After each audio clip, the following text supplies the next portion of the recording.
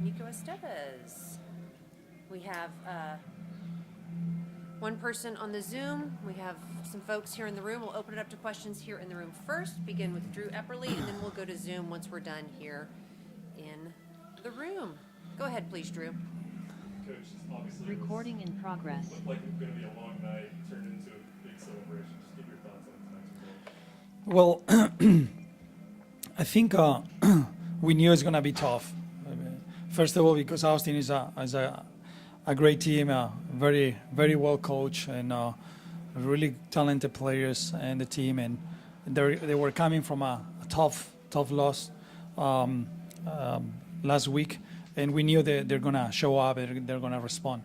For us also, we have to take into account that it was our first game after some weeks, like I think it's 20 days, because our last game was August 6th.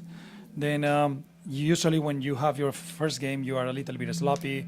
The tempo and the rhythm of the game is, you are a little bit behind, and you could see that, like some sloppy touches, is like some sloppy actions, and not the way that you want it to be, and be clean to break a difficult defense, right? And more when they went to a 5 in the back with one less man, like it was difficult to penetrate. It was difficult to get into them. But what I have to say is other thing that it was really difficult. It was the heat. It was really hot. And when people don't realize is we have been playing with the heats throughout like 2 months already, or 2.5 months, training every day, playing games, and it's very difficult to handle mentally. And I think we had that mentality too, even that it was tough, it was hard at the end to make the difference with that goal. All right, thanks, Drew. We'll go to Jesus here on the left. Coach, en español, ¿qué tan importante es regresar después de un buen receso con un triunfo y más en un clásico tejano? Bueno, yo creo que siempre es importante, y más, como he dicho, ellos venían de haber jugado ya, de haber tenido esa experiencia del primer juego después de un tiempo sin estar trabajando o sin estar jugando. Nosotros lo notamos, estuvimos un poquito lentos en algunas acciones, también estuvimos un poquito no limpios con el balón. Por lo tanto, yo creo que sabíamos que íbamos a tener esas dificultades, pero creo que el equipo ha tenido fases de buen juego, ha tenido ocasiones, no muchas, como ellos, y cuando se han quedado con 10, ellos han defendido muy bien, han hecho una línea de 5 que era difícil de penetrar y de atacar, y bueno, al final creo que la insistencia y la mentalidad de querer ganar el partido ha hecho que pudiéramos ganar. ¿Qué le pareció el debut de Villarramendi?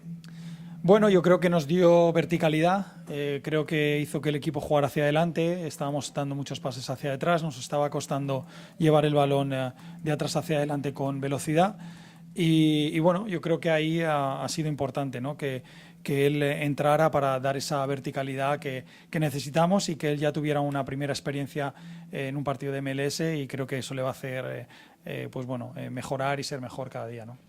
Okay, we're going to go to Paul over here on the right, and then we'll go back over here to the left. Kind of a two-parter, but it's really the same thing. With Jesus gone, I know you have an update on him, and then also what is missing him. How does that impact your approach to Yeah, he was sick, and then he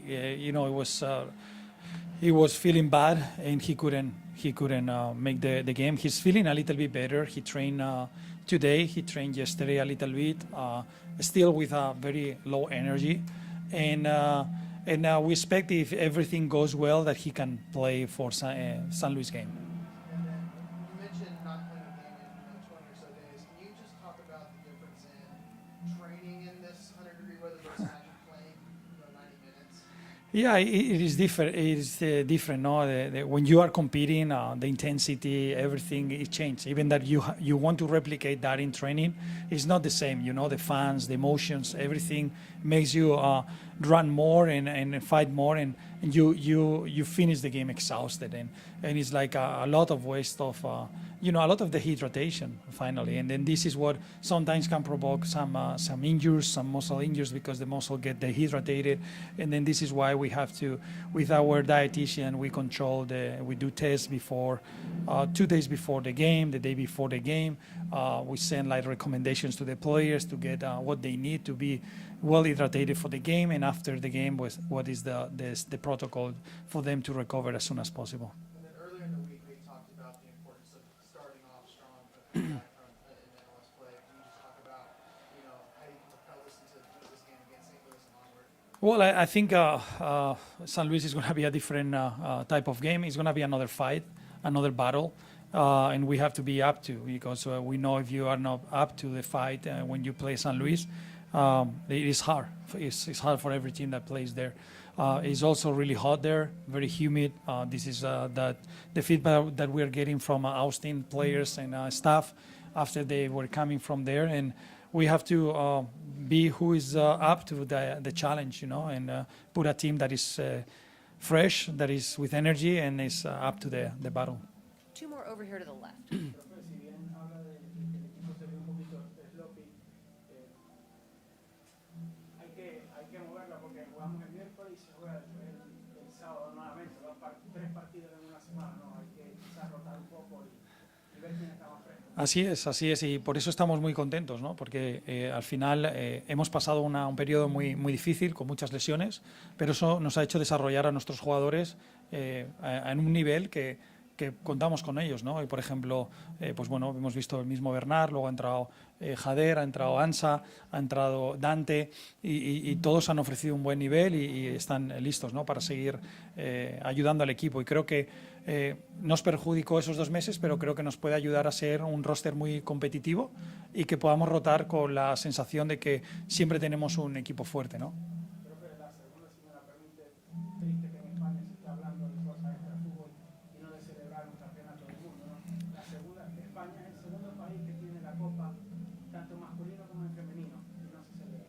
Bueno, sí, mira, quiero aprovechar la rueda de prensa y la pregunta que me has hecho, porque lo llevaba pensando antes de venir, pero con las emociones se me ha pasado. Lo primero es que quería felicitar a nuestras chicas, a nuestras mujeres del fútbol femenino de España por el gran reto que han conseguido, ganar la Copa del Mundo, poner a un país como el de España, que hace muchos años, yo lo sé porque tengo muchos amigos que han trabajado desde hace muchos años en el fútbol femenino, cuando no tenía ayudas, cuando era muy difícil, y ellos han ayudado, ¿no? a crear que las ligas en España, tanto de fútbol base como la profesional, sean mucho mejores. La selección ha trabajado mucho en cuanto a crear una identidad de juego, un perfil de jugadoras, y por lo tanto creo que solo se debería de hablar del gran reto que han conseguido, ¿no? Conseguir estas jugadoras, porque es increíble, y nos pusieron muy contentos, nos hicieron madrugar esa noche desde aquí, estuvimos apoyando, y bueno, desde aquí espero que se solucione todo rápido, que la gente que no está preparada para liderar en un puesto tan importante como es el de la Federación Española de Fútbol, y que hace actos que no son de la actualidad, que no son de esta época que estamos viviendo en el crecimiento de las mujeres y de los hombres conjuntamente, creo que debería ir fuera lo antes posible, porque no es justo que tengamos que nosotros, españoles que estamos por ahí, tener que dar explicaciones de gente que no está preparada y no está capacitada para poder desarrollar un trabajo tan importante y de representación para un país como España, para unas mujeres como las españolas, y por lo tanto reincidir en que solo se debería hablar de algo histórico, de algo muy muy grande en el fútbol, y que han conseguido unas chicas espectaculares. Okay, great. Thank you. We'll go to Drew and then to Zoom. Go ahead, Drew. Yeah, you brought Eugene off the bench a little bit before the 60th minute. Can you talk about his play tonight? It looked like he was actually really able to find some chances there in the second half. Well, I think one of the things that we are learning also, he's a new player, and he has also to learn. I think we know exactly what he can do when there is a space, right? when he has a space and he can take that space, right? We all know that how he attacks the box. Now we have to work with him against the teams that they are going to defend really, really deep, and then you're not going to have the space. How you try to be a little bit more patient, how you can attack the box in a different way. And I think working with him, showing some clips will help him, but really happy with his effort. Dante came on really late, but seemed to really provide a spark. Yeah, and we know Dante, and I've talked with him. Dante's a player that can play winger, can play fullback. I think he has a great potential. He's a player that I love. I really love. I think he's having a great mentality. He's being patient. He's learning, and I think he's giving the right steps to become what he is. All right, great. We're going to go to Zoom now. Charlie, if you want to unmute yourself and ask your question for Nico, please. Hi, Nico. Can you hear me? Yep, Yes, sure I can hear you. Thanks. Congrats on the result. I wanted to ask about Nkosi, what he's brought for you, not only tonight, especially, but also all season, what you've seen in his development, and also his personality, because he seems like he brings a unique kind of character to the squad. Yeah, I think with Nkosi, since I arrived last year and when I was analyzing the roster, before even working with him, I saw a lot of potential. I think he has the physicality that is needed for the league, but he also has a really good technique for a center back. He can see passes. He has a different range of passes. And when I started working with him the first year, I talked with him and I said, there is a couple of things that you have to change. The first thing is you have to believe in yourself, and you have to want to be one of the best center backs in the league. You have the tools and you have the profile, but it's up to you and your mind if you want to take the sacrifices, learn, and go for it. And I think he understood the message, and he has been great so far. As you know, as a young center back, even that he is not that young, but in the league, I mean, from